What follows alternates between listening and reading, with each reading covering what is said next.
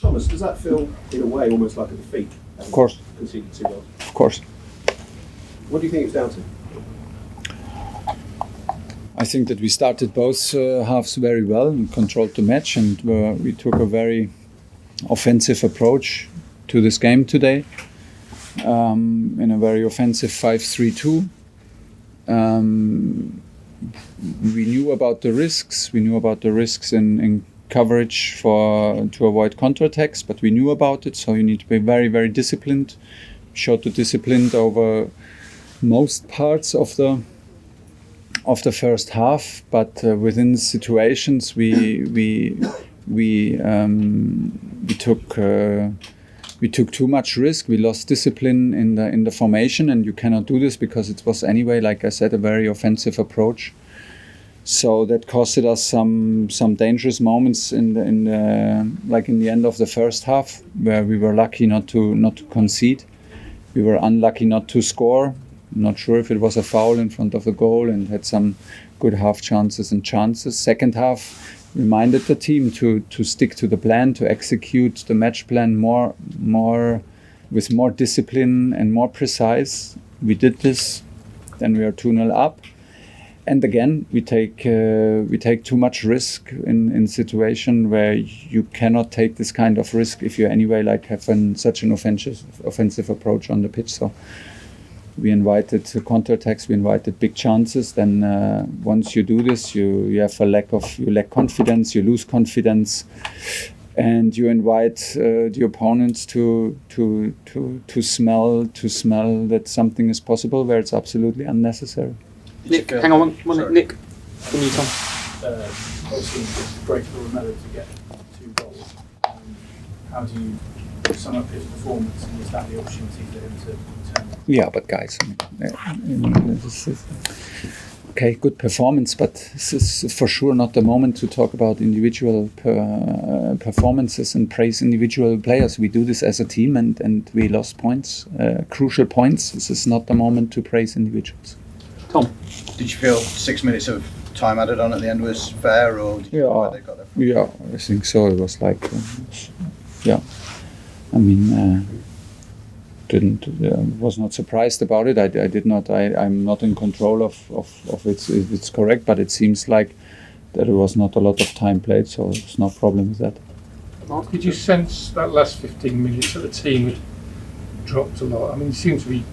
Sure. It's not about dropping too low. It's about the ball losses. It's about the structure. It's not about dropping too low. Absolutely not. It's like about where you lose the balls, in which positions, which then the opponent takes, of course, also a crazy approach because they have nothing to lose. We could not score the third one. Huge chances to score the third one. We sometimes cannot even convert the situation into a chance. Like big chances that we don't even create because the pass is missing, the dribbling is wrong, the decision is wrong. So and in some point we played like we were 2-0 down and not 2-0 up, and so I don't think that we were too deep. In the opposite, and then we tried to respond to it and change the structure. So. Don't know if that was the right decision from me. I need to watch it again. But in general, like this is for me. I can just repeat myself. It's a lack of execution, of disciplined and execution of the match plan throughout the whole half. And we get punished for it. If it's fair or not, it's not worth discussing. It is like this in a moment. Neil Barnett. What was the injury to Alonso, and also at half-time, what was the thinking in switching James and Aspilicueta? Aspi had a yellow card. Aspi was very, very active in the first half, but he was too offensive. We struggled there on this position because Aspi took too much risk there. What we normally do if we have a 3-2 formation, but today we only had a 3-1 formation in the build-up, so we were like sometimes in a 2 against 2 with Ruben, the only spare player in front, and that's why we changed, because Aspi had a yellow card on top, and that's why we changed and wanted to have the runs from Aspi in second half and the control from Reese. Like I said, I was very happy how we played the second half, how we started the second half, and I think we created chances, half chances, and enough situations to deserve a 2-0 lead. That was more or less the idea behind it. And Alonso? Is he injured or not? No, was not injured, was just a decision. Okay, we're going to do at the front here, Tom, and then Simon to finish. The ownership issue, how much of a distraction has it been? And now that you have more clarity, is it going to help regain some focus? No, I don't think so, actually. I don't think that ownership is a reason for lack of focus. I don't think that there is a lack of focus. I think we're focused, and we showed, like, during the situation when it began, that we can still focus. I would not consider this as an advantage for the match against Leeds. Absolutely not.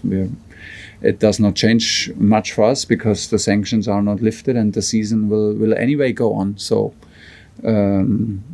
we still hope for a positive outcome and for of course that the situation is solved. But in the moment it seems like it, but it's not. So it's not worth thinking about it. We have our own stuff to solve and to do better because we struggle at the moment, obviously.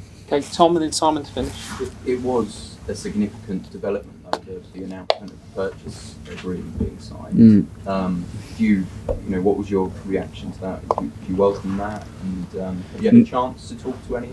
No, and not a lot of no reaction actually from me because I heard it today in the morning and I was in the middle of preparing my session. So I'm in my match day routine. There's no influence that I'm more excited to come to the stadium or less excited last week. It's not like this. I do what I do and try to do the best preparation for the match, no matter what's outside. So I even don't. People tell me this, of course, but it's not on my phone or I don't scroll through the news on a match day. I have my routine and I have enough to do. So it did absolutely not affect me. I know it's positive and we hope for the best. And the situation is so long now that we need it to be solved. But for me personally, was no influence to the game. Okay, last one in this section, Simon. Hey Thomas, yesterday you suggested that some of the players might play for the under-23s tomorrow. Is that still your plan? And if so, Yeah, but we will decide it first and then we will tell you. Okay, that's it.